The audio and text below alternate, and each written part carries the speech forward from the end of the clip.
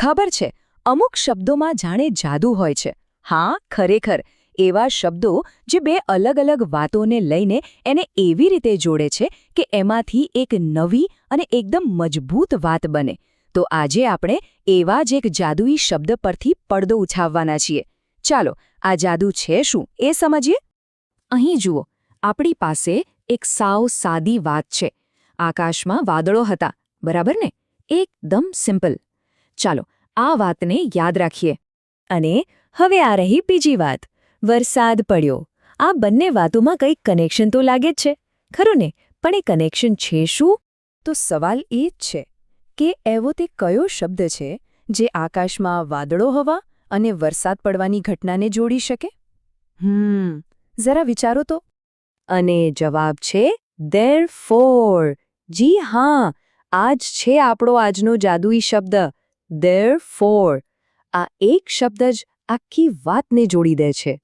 તો આ શબ્દ ધેરફોરનો મતલબ શું થાય? સાવ સહેલી ભાષામાં કહીએ તો એ કારણ અને પરિણામને જોડે છે. આપણે ગુજરાતીમાં નથી કહેતા તેથી અથવા એટલા માટે. બસ અંગ્રેજીમાં એ જ કામ ધેરફોર કરે છે. આને સમજવાની એક બહુ મસ્ત રીત છે. ધેરફોરને એક પુલ તરીકે કલ્પી જુઓ. હા, એક બ્રિજ જે બે અલગ અલગ કિનારાને જોડી રહ્યું છે. જુઓ, આ કેટલું સરળ છે. એક કિનારે છે કારણ, એટલે કે કોઈ ઘટના કેમ બની. બીજા કિનારે છે પરિણામ, એટલે કે એના લીધે શું થયું. અને આ બંનેને જોડે છે આપણો પુલ, એટલે કે ધેરફોર, જે આપણને કારણથી પરિણામ સુધી લઈ જાય છે. સારું, આ તો થઈ થિયરીની વાત. હવે ચાલો આ જાદુઈ શબ્દને એક નાનકડી વાર્તામાં વાપરીને જોઈએ, એટલે એકદમ ક્લિયર થઈ જશે. તો આપણી વાર્તાનો હીરો છે રવિ. અને અહીંયા કારણ શું છે? કારણ એ છે કે રવિને બહુ જ ઊંઘ આવતી હતી. અને વાતને વધુ પાકી કરવા માટે એનું પલંગ પણ એકદમ આરામદાયક લાગી રહ્યો હતો. તો હવે શું થશે? અને આ રહ્યું આપણું વાક્ય. રવિને ખૂબ ઊંઘ આવતી હતી, ધેરફોર તે સૂવા ગયો. જોયું? ઊંઘ આવવી એ કારણ છે અને સૂવા જવું એ પરિણામ. અને ધેરફોરે એ બંનેને કેટલી સરસ રીતે જોડી દીધા. ચાલો, હવે આપણે પણ થોડા વધુ વાક્યો બનાવવાની કોશિશ કરીએ. ફોર્મ્યુલા તો હવે પાક્કો યાદ રહી ગયો હશે, ખરું ને? કારણ, પછી ધેરફોર અને છેલ્લે પરિણામ.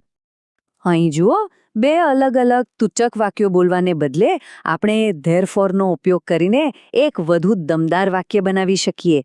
બહાર ઠંડી હતી, ધેરફોર મેં જેકેટ પહેર્યું. સાંભળવામાં પણ કેવું સારું લાગે છે. ચાલો, બીજું ઉદાહરણ જોઈએ. ટીમે સખત મહેનત કરી. આ થયું કારણ. પરિણામ શું આવ્યું? તેઓ મેચ જીતી ગયા. હવે બંનેને જોડી દઈએ. ટીમે સખત મહેનત કરી, ધેરફોર તેઓ મેચ જીતી ગયા. એકદમ સ્પષ્ટ અને શક્તિશાળી વાક્ય. વાહ, બહુ સરસ. હવે થોડો અભ્યાસ કરવાનો સમય છે. અહીંયા હું એક કારણ આપીશ અને એનો પરિણામ શું હોઈ શકે એ વિચારવાનું છે. તૈયાર? તો પહેલો સવાલ, વિદ્યાર્થીએ અભ્યાસ ન કર્યો. આ છે કારણ. તો ધેરફોર શું થયું હશે? બિલકુલ સાચું. જો અભ્યાસ ન કરે તો એનું તાર્કિક પરિણામ તો એ જ આવે કે વિદ્યાર્થી પરીક્ષામાં નાપાસ થયો. ખૂબ સરસ. ચાલો, હવે બીજો સવાલ. સૂર્ય બહાર આવ્યો. આ એક મજાનું કારણ છે.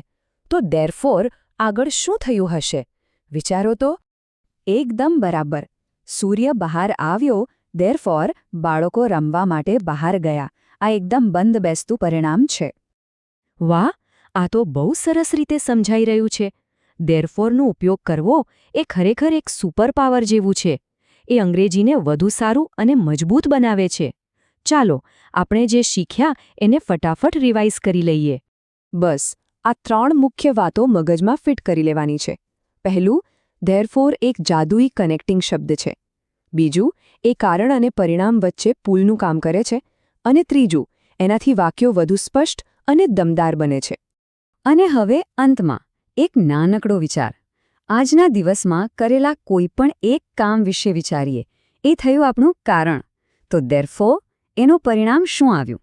બસ આ રીતે વિચારતા રહેવાથી ધેરફોર આપણો પાક્કો દોસ્ત બની જશે. ફરી મળીશું.